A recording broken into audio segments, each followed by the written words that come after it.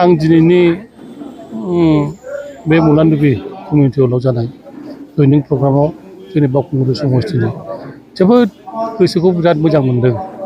खारन जोंहा बालाकाटानि होननाय गामिनि गोख्रों इउपिपिएलनि कर्मि जोंनि गोदोनि एबसुनि प्रेसिडेन्ट ट्राइबेल संघनि सेक्रेटारि कालिचरन नार्जारिजों लोगोसे गोबां सोद्रोमाफोर दिनै जइन जाबाय।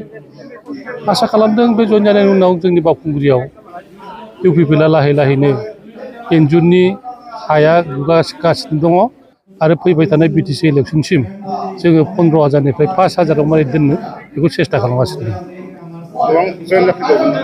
जइना जाबाय थागोन जेरावखि मिटिं जाया जइन जागासिनो दं आरो जाबाय थागोन। खारन गेजेराव परिबर्तननि नामाव न'खर न'खर साख्रिनि नामाव गोबां मानसियानो थांनाय बिटिसि इलेक्सनाव इउपिपिएलआव ओंखारदोंमोन। दा बिथांमोना लासै लासैनो जोंनाव जइन जागासिनो दं। जुदि साख्रिया मोनासै परिबर्तन जेबो जायासै जोंनि खोलाहाथ' खामानि मावखायानो। खारन प्रमद बर'आ बुंदों साहानि जायगानि खामानि मावबासो जों बिटिसिआ डेभेलप जागोन होननानै। होमबा जोंनि खोलाहा मा खामानि मावनो?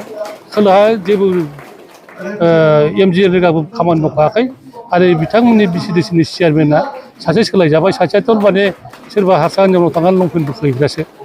दा बेफोरबायदि मानसिखौ लानानै खामानि मावनायाव दिनै जोंनि बिटिसिनि बा बिपिएफनि कर्मिफ्रा निस्सय दुखु मोनदों आरो गोदान इउपिपिएलनि कर्मिफ्राबो जोंनाव लोब लोब हाबगासिनो दं। लकसभा बिसायख'थिनि थाखाय बावखुंग्रि हिसाबै माबायदि जागोन? जों जथेस्थ' मोजां। बेवहाय खुनु सिन्था खालामनांगौ खोथा गैया। बावखुंग्रियाव दिनै इउपिपिएल हिसाबै भटखौनो बिखायाखै। बिथांमोना माने मदि साहाब ओमफ्राय सुकुनि मामानि नामावसो बियो माने मा होनोमोनलाय हेमन्त बिश्व शर्मानि नामावसो बियो इउपिपिएल हिसाबै भटखौनो बिनो हाखायाखै।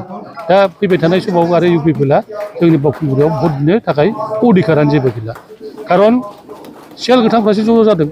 सियाल गोथांफ्रा फैनानै गामिनि मानसिजों सावरायनो थाखाय दिनै खालि अरुण'दय स्किम माने सेल्फ हेल्प ग्रुपनि नामाव माने फर्म रानलाबायनाय बे फर्म राननायखौथ' साफा सानैयाल'सो मोनगोन गोबां मानसिया मोननाय नङा। बेनिखायनो बिथांमोनखौ रिजेक्ट खालामबाय आरो बिसोरनो दिनै जोंनि बावखुंग्रि ब्लक बिपिएफआव जइन जागासिनो दं। जाबाय दा